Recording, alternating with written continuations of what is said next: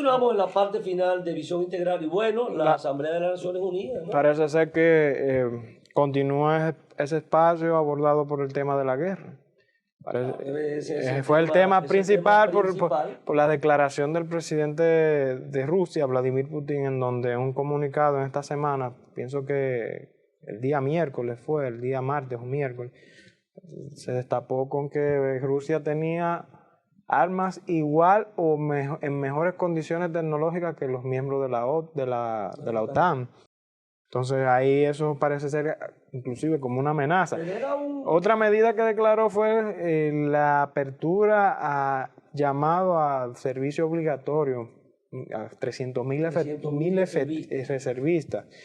Eso dio una situación migratoria que Europa tenía tiempo que no se veía, de miles de personas saliendo de Rusia. El hecho es que la Asamblea, uno de los temas fue el tema de la guerra, no podía ser de otra manera como de la anterior Asamblea, que estamos hablando de la 73 Asamblea General de Naciones Unidas, ¿no? El periodo de sesiones de la Asamblea General de Naciones Unidas, donde, bueno, se reúnen son 193 países que pertenecen a esta organización, de los cuales siempre se tratan temas muy generales que afectan a todos los países, el tema del medio ambiente, de energía, el tema del cambio climático, el tema de las drogas, son de los temas que surgen. Y ahora el tema de la guerra tenía que ser un tema. Bueno, la misma situación mundial en que se vive. Fíjate que el secretario general de la ONU, Antonio Guterres, dice que el mundo está en un gran peligro en estos momentos. Fíjate cuáles son las palabras en ese discurso de apertura.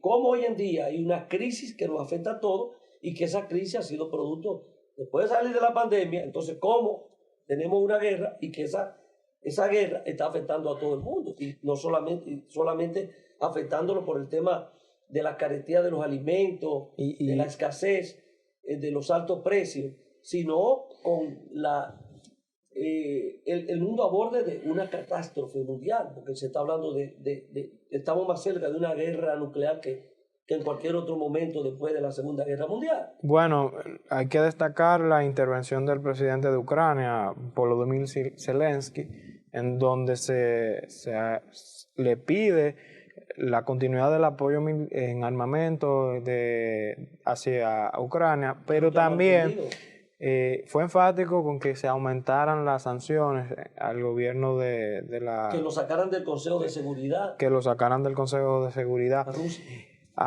Pero una cosa importante y se aprobaron algunas medidas importantes, se ajustaron las sanciones a Rusia, se incluyó a más cantidad de personas que tienen una influencia en el gobierno ruso y además se amplió con relación a los minerales las sanciones. O sea, los minerales y la tecnología en este paquete de sanciones, la ONU aprobó estas sanciones y entrarán en vigencia, vamos a decir, a partir del próximo mes de octubre. ¿Qué pasa con eso? Bueno, Rusia se está viendo prácticamente sin oxígeno en ese sentido, porque China, aunque no ha presentado una posición en contra de Rusia, pero parece ser que con la situación un escenario como este, un país como China tampoco ha estado... No, y que China no tiene las condiciones, Juan José, ahora mismo, porque China está viviendo una situación económica muy difícil, quizás la más difícil del gobierno de Xi Jinping, y no quiere entrar el crecimiento, la crisis que se le presenta, y no quiere entrar en conflicto, que no va a crecer a los niveles que vino creciendo durante décadas, porque hay una inversión de capital que la población no tiene la capacidad de acceder a ese capital. Entonces, ¿qué pasa con China? China no quiere entrar en conflicto con los miembros claves de la ONU, por ejemplo, Australia, en donde usted recuerda cuando empezó la pandemia, el gobierno de Australia pidió ante la ONU que se intervenga China para ver cuál fue el origen del coronavirus, y automáticamente China aprobó una sanción en contra de Australia, pero Australia es el socio clave en temas de minerales y de suministro de combustible, como el gas, y que ahora mismo es un tema clave en el mundo. China no quiere entrar en conflicto con esos miembros, porque si Australia no le suministre ese gas, que de por sí ya con la situación de Rusia es escaso, pues ahí podría aumentar todavía la crisis interna en combustible y minerales que se está viviendo también el gobierno de Xi Jinping. De todas maneras, fue el tema, ha sido el tema por excelencia, el tema de la guerra, junto a otros temas como tiene que discutirse por obligación. Pero cada país va con su propia agenda. O sea, hay temas globales que todo el mundo tiene que referirse en esa asamblea. Pero fíjate, y los países más desarrollados son los que la gente le presta más atención a los discursos. Biden pues, tiene que llamar la atención, lo que no ocurre a veces con países más pequeños como los nuestros, que bien es cierto, aprovecha, y como te digo, como lo hizo Colombia con el tema de la droga, del narcotráfico, de la droga, como lo hicieron otros con el tema migratorio. Fue duro, Petro, fue duro con ese comentario. Bukele, con los temas que entiende. Y cada cual, y va, pero en el caso nuestro, yo creo que es bueno resaltar primero que el presidente no pudo participar en la asamblea por el tema del huracán, y lo hizo entonces el canciller de la República. Y qué bueno que el tema haitiano fuera el tema preponderante que llevó nuestro canciller Roberto Álvarez, que tuvo unos 16 minutos y entonces trató el tema del cambio climático, el tema de una postulación que está haciendo el país para un puesto en una institución de Naciones Unidas, uno de los organismos, el tema de las armas nucleares, la eliminación, y la guerra Rusia-Ucrania, mencionada, pero el tema fundamental, el tema haitiano, fue enfático. Que es lo que era lo que el presidente iba a aprovechar ese escenario para de nuevo venir a recalcar la situación de Haití y cómo nosotros somos los más afectados y que hasta ahora no vemos ninguna decisión de parte de los países que tienen la mayor responsabilidad, y que si ellos no parten de una iniciativa, Haití va a seguir a la deriva, como ha seguido, y en estos momentos Haití está todos los días, a la deriva. Todos los días la situación es más difícil y peligrosa. Las palabras fueron: Haití no puede esperar más, y aunque estamos convencidos, si no puede esperar más, y aunque estamos convencidos que la única respuesta sostenible a su problema debe de venir de los haitianos, que yo, ahí voy a hacer un paréntesis, si bien es cierto que debe venir los haitianos no tienen las condiciones de... necesitan el acompañamiento. Ahí concluye, y que ahí sí tiene la razón Roberto Álvarez, la comunidad internacional debe de actuar ahora. Porque mañana será tarde. Y tú no sabes lo que va a pasar. Fíjate que esta semana... Yo creo que ya es tarde. Que el control de una de las bandas... Como las terminales. La terminal de combustible. Aquí no va a haber más combustible. Y por encima de mi cadáver aquí se despacha combustible. Oiga y el presidente lo que está pidiéndole a todo el mundo... Ayuda. Por favor. Queremos... Bueno, internacionalmente está pidiendo la ayuda, pero localmente lo que está diciendo, comprensión, que la gente no proteste en la calle, o sea, lo que está es clamándole a la gente para ver cómo tiene un poquito de oxígeno y puede mantenerse en el gobierno, pero la gente está pidiendo la renuncia de Ariel Henry en la calle. Entonces tú no sabes, donde no hay autoridades, que lo hemos dicho en varias ocasiones, qué es lo que va a pasar definitivamente en Haití, y cada día que pasa es un día que la situación se pone mucho más complicada. Entonces, con Rusia-Ucrania, los últimos acontecimientos que usted señalaba son también preocupantes. El mundo está en una situación difícil, de mucha tensión por el conflicto, por la misma situación que Rusia ha decidido reaccionar en un momento que había hecho una retirada. Y la cantidad y lo que se planteó ahí en ese espacio de la ONU es la cantidad de ejecuciones que ha realizado el ejército ruso en unas 16 localidades del espacio ucraniano. Inclusive sí, se han encontrado evidencias en donde ha habido crímenes de guerra.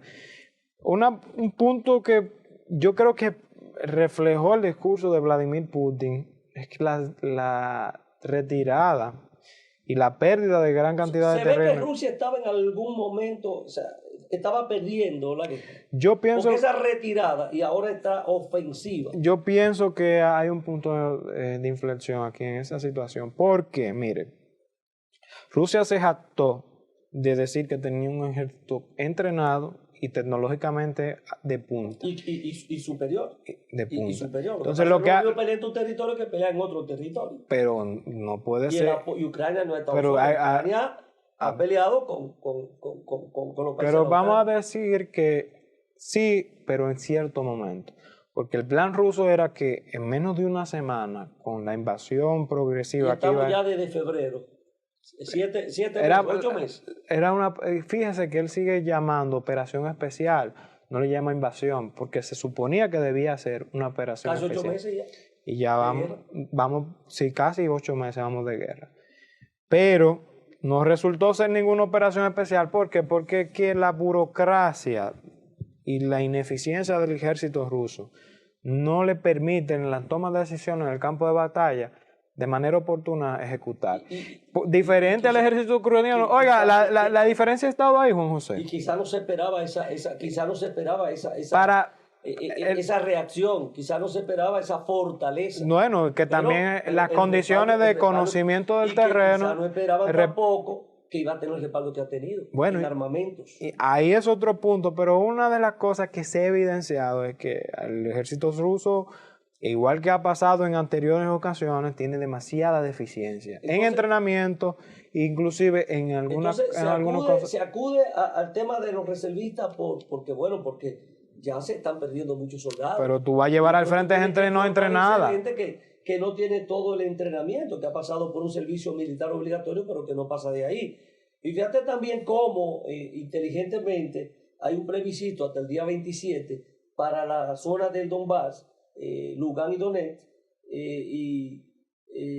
Zaporilla, Kherson y la zona del Donbass. Un plebiscito para declarar esos territorios ya territorios rusos. Pero un plebiscito microondas. Bueno, sí, pero lo que te digo es que parte de la estrategia. Sí, entonces, pero eso es desesperación. Esos son terrenos rusos. Y entonces, son terrenos de Ucrania. Bueno, son de Ucrania, invadidos por rusos. Pero que van a hacer un plebiscito y lo van a hacer para un plebiscito, vamos a decir que no avalado ni siquiera por la comunidad internacional. Parece que Putin tiene un desenfoque total. Y hay otra situación interna que es que políticos, empresarios y gente de la sociedad rusa ya está comenzando a montar un discurso en contra del gobierno. Pero se dice que tiene unos niveles de aprobación muy altos en la sociedad rusa todavía, a pesar de los conatos, la protesta que se han visto, los arrestos que se han dado en algunas ciudades de Rusia. Y los suicidios voluntarios, vamos a decir. Dice que hay unos niveles de aprobación todavía muy altos. Bueno. El hecho que el mundo está al borde de una situación que no se sabe. Esto no se sabe en qué va a parar el tema de la guerra, cuál va a ser el desenlace, hasta cuándo vamos a tener esa confrontación, esa guerra ahí y que definitivamente dónde va a terminar. Si al final la mayoría de las guerras terminan con una negociación. Yo pienso que debe de terminar. Termina con una negociación y es donde tiene que terminar, porque ahí no va a haber ni vencido ni vencedor. Eso parece que por ahí va. Ahora, ¿cuándo será? Mire, finalmente, el tema de la elección en Brasil, que será el 2 de octubre, el próximo domingo, 2 de octubre, se estará votando por un nuevo presidente en Brasil.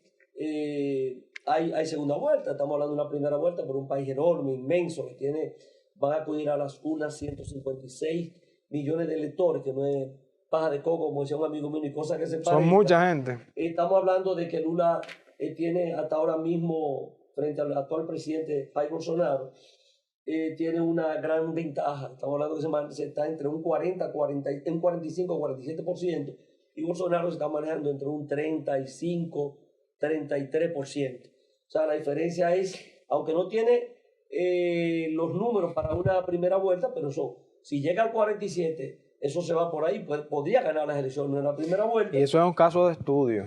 Después de haber gobernado 8 años, después de haber guardado prisión por una acusación que no se llegó a demostrar y tuvo que guardar prisión 1 año y 9 meses, dejó a su partido, el Partido de los Trabajadores, en el poder.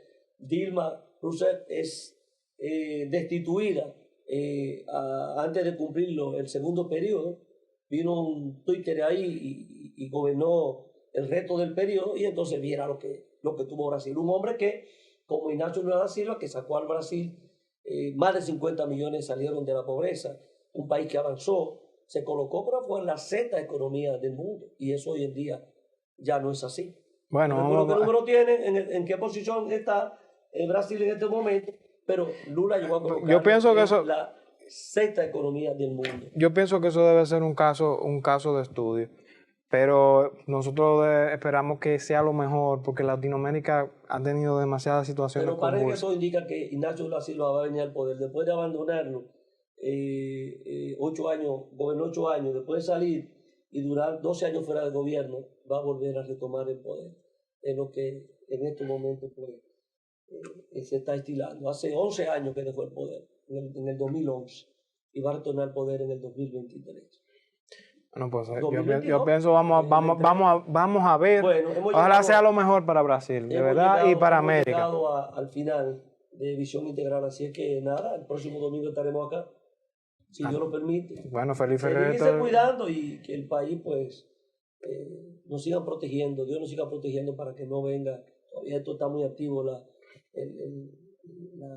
temporada de huracanes, y ojalá que el país pues siga, lo proteja, porque de verdad que nosotros no aguantamos otro más. Otro más. Sea un feliz domingo.